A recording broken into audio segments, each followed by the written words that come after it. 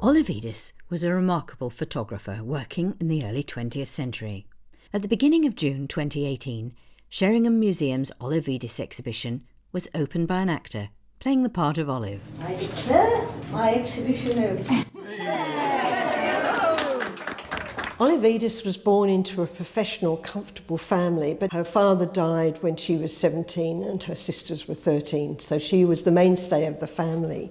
When she got interested in photography and came up to Sheringham, it was very much disapproved of. It was not at all the thing for young ladies to enter business, but that didn't seem to stop Olive. She relocated largely to Sheringham in 1905 and started taking photos of the local people and also people within her own network who were very much the great and the good.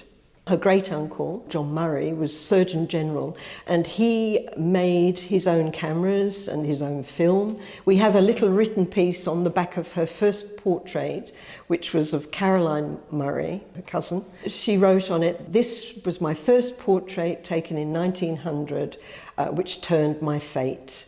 Olive and Catherine, one of her younger sisters, started doing some photography, and they got themselves in some trouble when they came up here because they obviously had a parcel of land in Church Street, and they erected an old shed and ran foul of the planning authorities who told them it was too near the next house or the road or something. But after that, they actually built a proper studio. One of her other uncles, Robert Edis, was a well-known architect. He built her first studio, and then when they relocated some years later, built a second studio for her in South Street.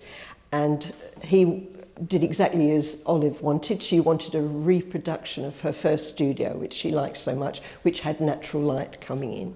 Olive Edis made South Street her Norfolk home, with her studio in the back garden. We don't have a lot of information about the layout of Olive's studio. She obviously had an area where she took her photographs, and we think that was equipped with a grand piano. It had a window a little bit like the one that appears in this exhibition here. We have to remember that in those days there was no electricity in Sheringham.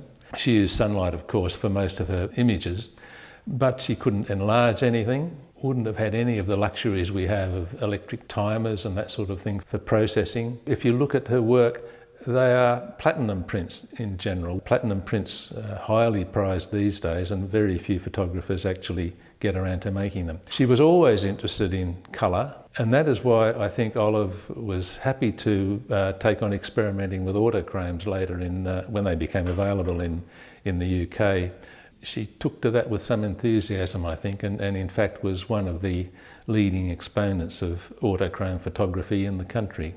Olive developed quite a particular style of photograph. She almost universally photographed people against a dark cloth background. This has the advantage of focusing people's attention on the face of the sitter. She also used the techniques that had been perfected by the French Impressionists, of northern light. She had her studio equipped with a glass roof facing the north, so that she had that lovely soft northern light to stop the formation of heavy shadows on people's faces.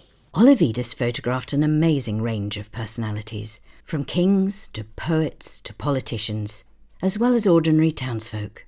One of her main areas of expertise were those pictures that she took of the local fishermen, as she called them, fisher folk. And she took those in the early 1900s, and she did her last exhibition of them in 1951 as a celebration of the Great Exhibition in 1851. She had a very well-connected family, but because her work was so good, it then attracted others by word of mouth. And let's face it, at that time they couldn't do selfies, so people did have their photos taken. She photographed Prince Henry, who was the Duke of Gloucester, Prince Albert, who became George VI, the Queen's father, and also the Prince of Wales, who went on to become King Edward VIII, who abdicated in 1936.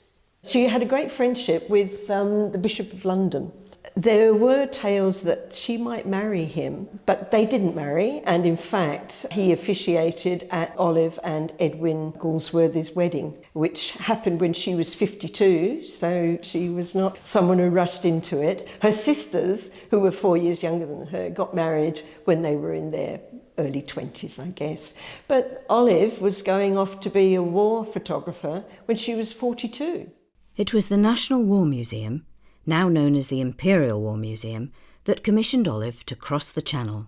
The brief was to photograph women's services in France and Belgium. She was actually the first female photographer to go to the 1418 war. They had an old car that they took that was driven by a chap called Daddy Blow. They went from France into Belgium. She recounts taking a photograph of a number of women's services that she had to somehow corral into a photograph. And she signed a form which said that she was not allowed to take any photographs or any images. And that was the sole purpose of her journey. But she said, oh, well, I just signed it. In 1920, Olive Edis received a request from the Canadian Pacific Railway. She was to take colour plates of the Rockies. Part of that commission was to go into the backwoods and photograph Indigenous people and the countryside. She was travelling to begin with on a special car that had a darkroom and a bedroom, and it sounds fairly luxurious. But then she struck out for the backwoods with donkeys and backpacks. After she did that bit, she went down into America to see some other cousins and was beguiled by the movies and worked with someone who was the director for a time. And when she came back, she apparently made some very small, what we might call documentaries of a wedding. She also took a film of some family picnics, and she did one in Holland of the tulips. Olive Edis was fascinated by colour. As colour photography was in its infancy, she found another way round. She was so keen to have colour that she decided she would paint over them. And when that works, it is luminous, it is fantastic. I don't think she saw herself necessarily as a painter, but she wanted to bring her images to life. Ron Wiebe has been responsible for the digital displays and photographic restoration at the Sheringham Museum. First of all, there's a rule: you don't touch the original, you don't damage it in any way, you don't change it in any way. So I scan the original in the greatest possible resolution. I also scan it in full colour, even though it might be a black and white negative.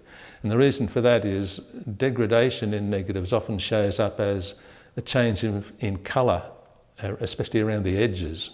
So what I do is I scan in full colour, and then when in Photoshop, when you convert the colour image into a black and white image, you can control each colour component separately. Beyond that, it's a matter of usually just cleaning up spots, and that's easily done with a cloning tool. It stood the test of time remarkably well. Olive Edis was a really remarkable woman, and the more I learn about her, the more I'd like to have met her.